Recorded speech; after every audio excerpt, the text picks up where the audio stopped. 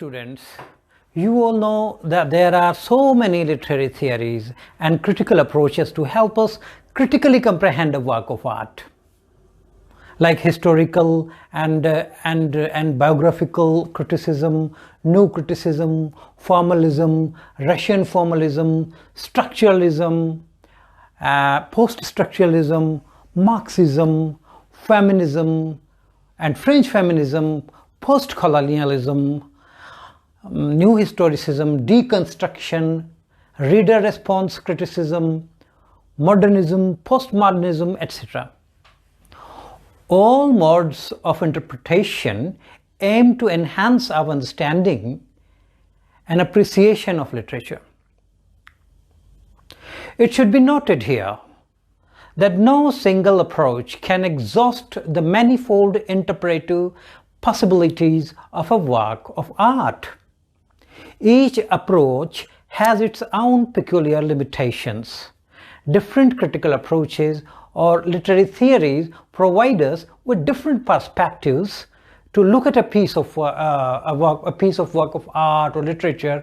It is really a matter of great pleasure for one if one is provided with new angles to look at a situation. In the 1920s, we saw the emergence of psychological and psychoanalytical criticism, which is based on the assumption that a work of art is the expression of an individual author's state of mind. An author's personality and his mental makeup is assessed by the critic in order to explain a literary work. The psychological critic tries to explore the hidden motives or unconscious urges behind a work of art. Today, I want to talk about the psychological approach in detail, which is one of the most controversial critical approaches to literature in the modern times.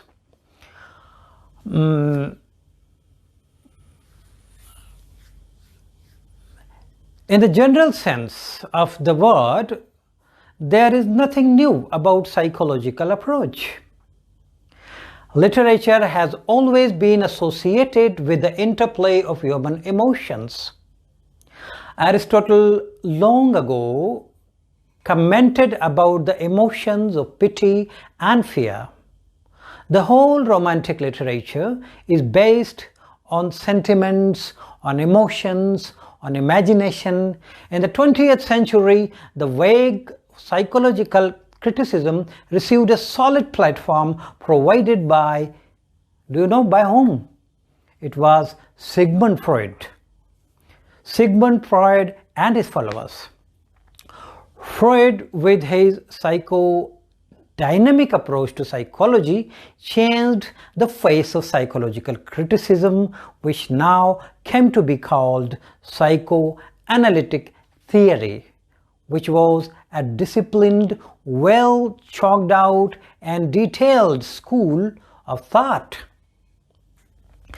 The psychological school of criticism aspires to make criticism more scientific by an increased application of psychological knowledge to its problems.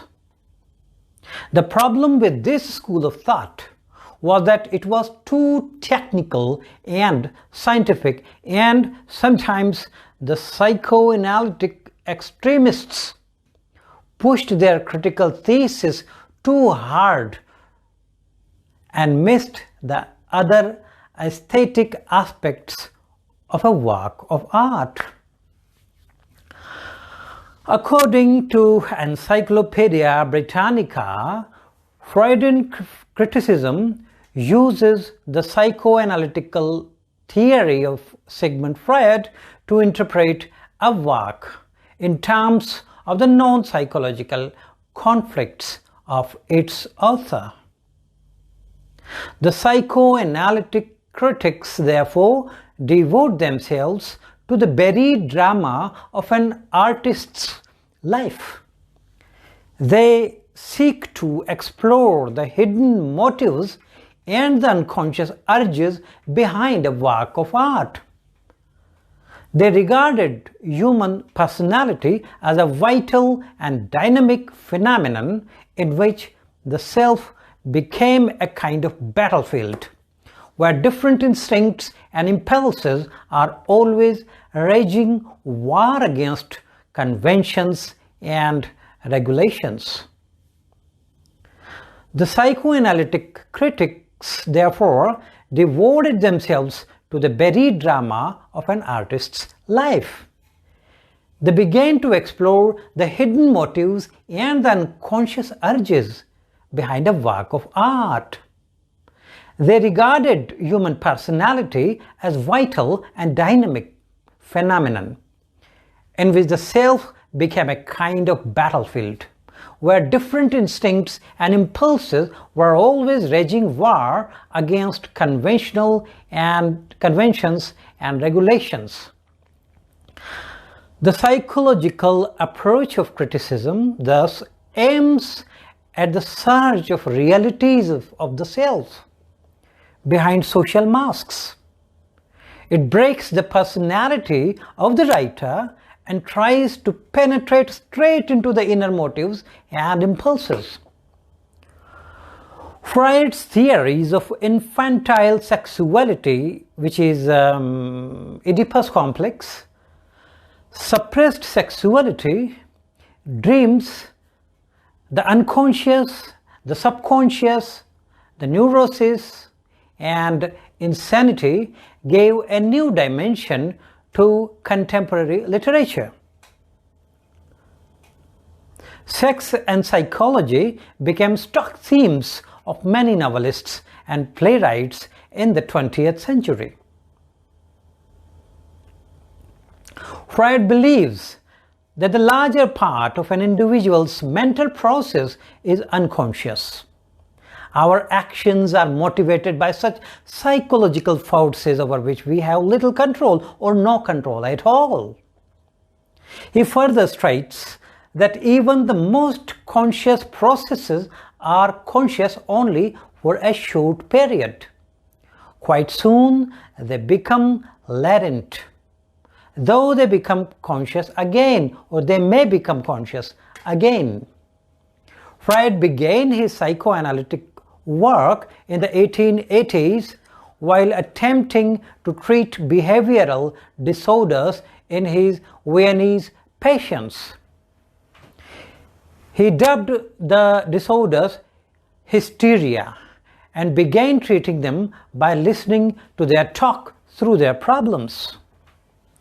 Based on this work, Freud asserted that people's behavior is affected by their unconscious. That is, the notion that the outward behavior of human beings is driven by desires, by fears, by needs, and by conflicts which they are themselves unaware of. Freud believed that our unconscious is influenced by childhood events.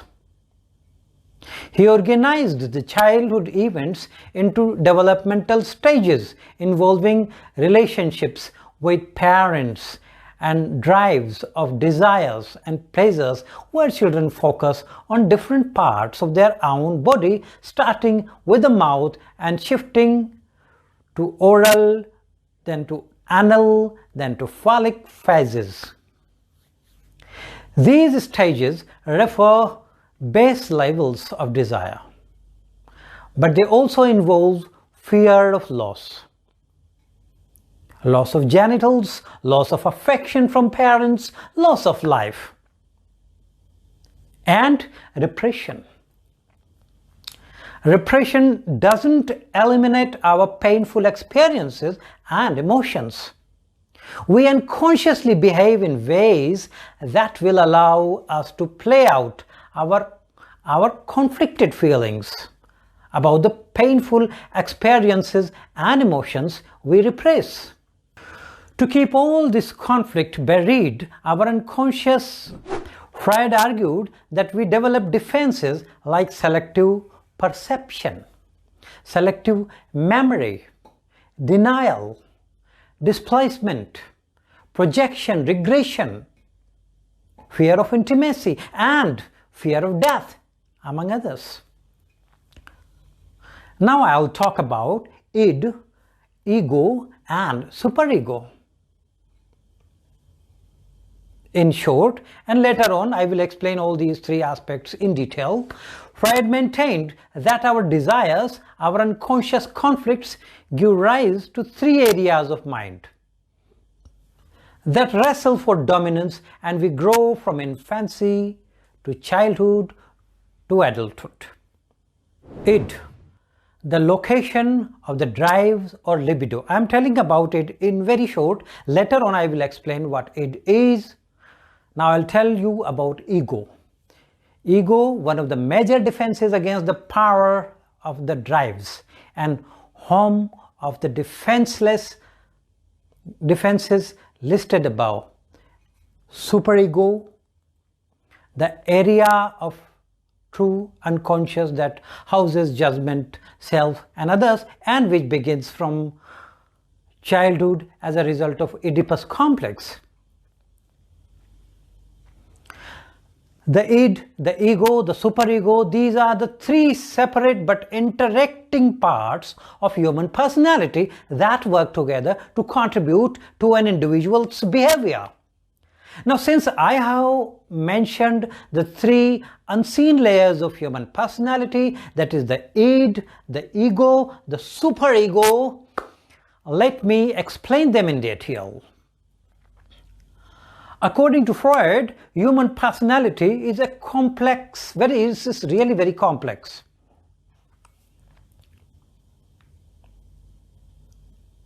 And has more than a single component.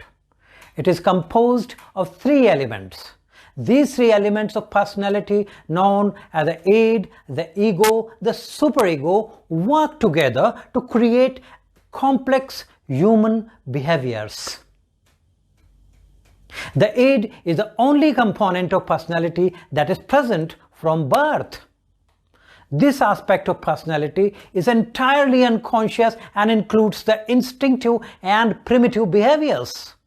The id is driven by the pleasure principle. It is the pleasure principle which strives to immediate gratification of all our desires, all wants, all needs. If these desires, these needs, or these wants are not satisfied immediately, the result is a state of anxiety or tension. For example, an increase in hunger or thirst or desire for sex should produce an immediate attempt to eat, to drink, or to sex. The id is very important early in life because it ensures that infants' needs are met. If the infants are hungry or uncomfortable, they cry until their demands are met, until the demands for the id are satisfied. Because young infants are ruled entirely by the id, reasoning and arguing with them is useless. So reasoning or arguing with them regarding right time for lunch or dinner is pointless. The id requires immediate satisfaction, and since the other components of personality are not yet present, the infants cry until their basic needs are fulfilled. This type of behavior may be normal amongst the infants, but it is totally unacceptable amongst the grown-ups. Although people eventually learned to control the id, this part of personality remains the same infantile, primal force all throughout life, but in a little controlled form. It is the development of the ego and the superego later in life that allows people to control its basic instincts and act in ways that are both realistic and socially acceptable. The ego is another component of personality, which constantly deals with reality. The ego evolves from the id. It ensures that the impulses of the id are expressed in a manner which is acceptable in the real world. In other words, the ego strives to satisfy its desires in realistic and socially appropriate ways. Freud compared the id to a horse and the ego to the horse's rider. The horse provides the power, the motion, yet the rider provides direction, the guidance. The superego is the last component to develop in the human personality. The superego holds all our internalized moral standards and ideals that we acquire from both parents and society. Our sense of the right, our sense of the wrong, all are kept in control by the superego. According to Freud, the superego begins to emerge at around the age of 5. In short, the id is driven by the pleasure principle, the ego operates on the reality principle, and the superego strives to make the ego act upon the idealistic standards rather than upon realistic principles. While discussing in brief or in detail the 3 levels of human personality vis-a-vis the id, the ego and the superego, we cannot afford to ignore the 3 distinct levels of human mind vis-a-vis the conscious mind, the preconscious mind and the subconscious mind. Freud delineated the mind in the distinct levels, each with their own roles and functions. Now I will talk about these layers also in this lecture, in the same lecture. The conscious mind contains all of the thoughts, memories, feelings, wishes of which we are aware at any given moment. This also includes our memory, which is not always part of consciousness but can be retrieved easily and brought into awareness. The second layer of the human mind is the preconscious layer, which consists of anything that could potentially be brought into the conscious mind. And the third layer, the unconscious mind, is a reservoir of feelings, a reservoir of thoughts, reservoir of urges, reservoir of memories that are outside of our conscious awareness. The unconscious contains unacceptable, unpleasant feelings of pain, of anxiety, of conflict. Freud believed that while the unconscious mind is largely inaccessible, the contents can sometimes bubble up unexpectedly, such as in dreams or slips of tongue. Freud likened the 3 levels of mind to an iceberg. The top of the iceberg that you can see above the water represents the conscious mind. The part of the iceberg that is submerged below the water but is still visible is the preconscious mind. And the bulk of the iceberg that lies unseen beneath the waterline represents unconscious. There is said to be one more layer of human mind which is known as subconscious layer, but I will not talk about that in this lecture because that is not a part of psychoanalytical term. Now I'm going to talk about Oedipus Complex. Freud believed that the Oedipus Complex is one of the most powerful determinative elements in the growth of a child. Essentially, the Oedipus complex involves children's need for their parents and the conflict that arises as children mature, as children realize they are not the absolute focus of their mother's attention. Oedipus complex begins in the later phase of infantile sexuality between the child's 3rd and 6th year, and is taken as different form in males than it does in the females. So this is a very complex type of complex. Freud argues that both boys and girls wish to possess their mother, but as they grow older, they begin to sense that their claim to exclusive attention is thwarted by mother's attention to the father. Children connect this conflict of attention to the immediate relations between mother and father's relation from which the children are excluded.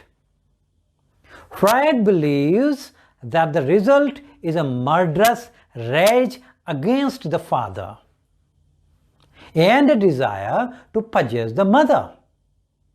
He calls this complex the Oedipus complex.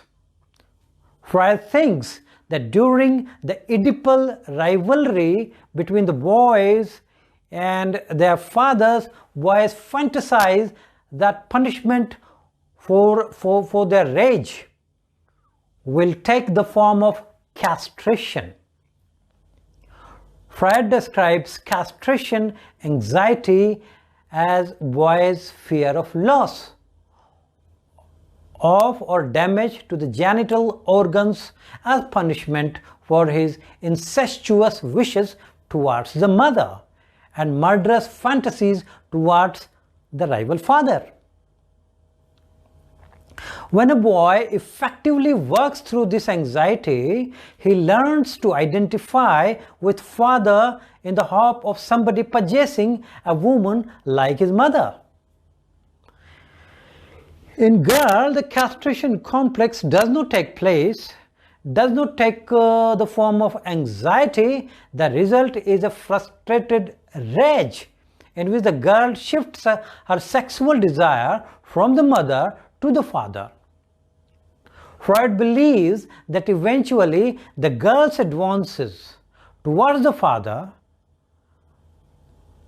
give way to a desire to possess a man like her father later in life. Freud believes that the impact of the unconscious id, the unconscious ego, the unconscious superego, the defenses, and the Oedipus complexes is incapable and inescapable, and that these elements of the mind influence all our behavior and even our dreams as adults. Of course, this behavior involves what we write. In Freud's views, dreams are formed as a result of two mental processes, of which the first process involves unconscious forces that construct a wish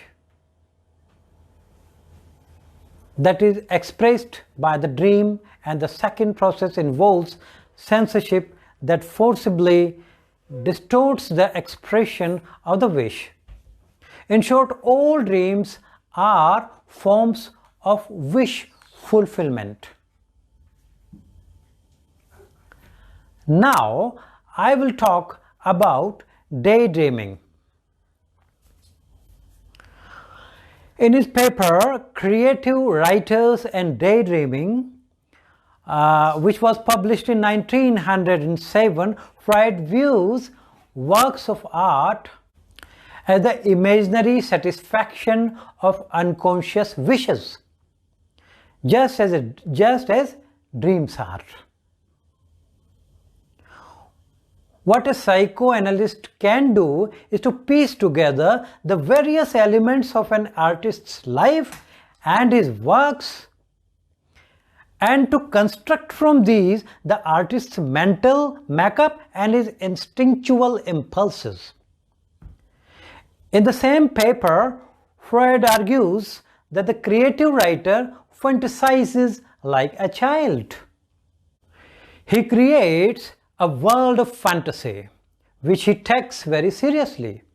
That is why he invests with large amounts of emotions, while separating it sharply from reality. Freud observes that popular stories generally have a hero, whom the writer appears to place under the protection of a special providence. He goes through numerous adventures and dangers, yet he comes out invincible in the end, the hero. Knowing that the hero will eventually survive allows the reader to follow his journey with a feeling of invincibility, which Freud describes as the true heroic feeling. The hero in a story of a writer represents the ego in the unconscious of a daydreamer. Freud's point here is that fiction is not a portrayal of reality, but has the constituents of the fantasy or daydream.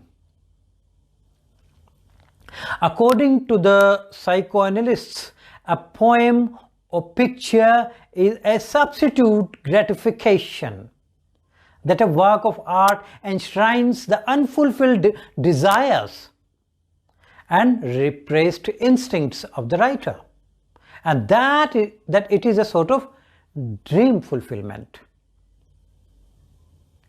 Freud's argument concerning art is remarkable. He believes that the human psyche, frustrated in its attempt to mold the world in a self-comforting image, resorts to art in order to create its works in fantasy. The foundation of work of art, according to him, are erected on the graveyard of repressed instincts. What a beautiful phrase, graveyard of repressed instincts. The psychological critic tries to explore the hidden motives or unconscious urges behind a work of art. For them, a poem or a picture is a substitute gratification that a work of art enshrines the unfulfilled desires and repressed instincts of a writer, and that it is a sort of dream fulfillment. Freud suggested that artistic gift is a compensatory function of neurosis.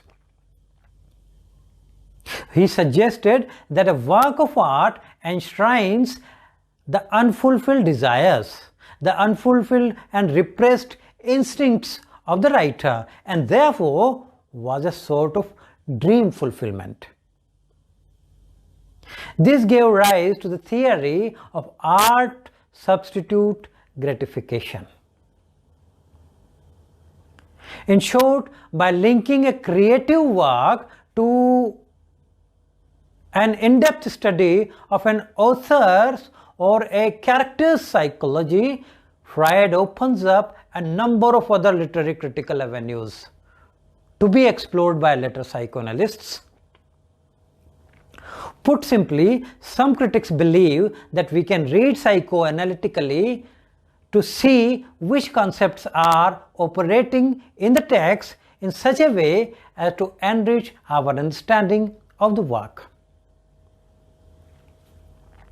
Though there is no area of literature which Freudian theories have left untouched, yet it must be admitted that they have influenced literary criticism, both theory and practice, much more than creative literature. In other words, Freud has helped us more to understand and appreciate the existing poems, the existing novels, the existing plays than to write new ones. We now know Hamlet for better because of the work of Freudian psychoanalytic critics like Ernest Jones. But no Freudian has ever written a better play than Hamlet. A literary work is not an illustration of a theory, however correct and profound it may be. Freudian psychology has influenced the English novel much more than poetry and drama. As a genre, the novel has a greater scope for the representation of the network of diverse human relations in their fullness. The first Freudian novel in English was, you can say, D.H. Lawrence's Sons and Lovers, which was published in 1913. This was based largely on Lawrence's own life experiences. Freud's influences may also be seen on English psychological novelists like James Joyce, like Virginia Woolf. The stream of consciousness technique used by these novelists, these two particular novelists, combines perceptions of everyday reality with reverie, with dream, with fantasy. Today, there is virtually no practicing literary critic without good knowledge of Freud. And post-Freudian thinkers like Lacan and even the feminist theories have imbibed many things from Freudian psychoanalytic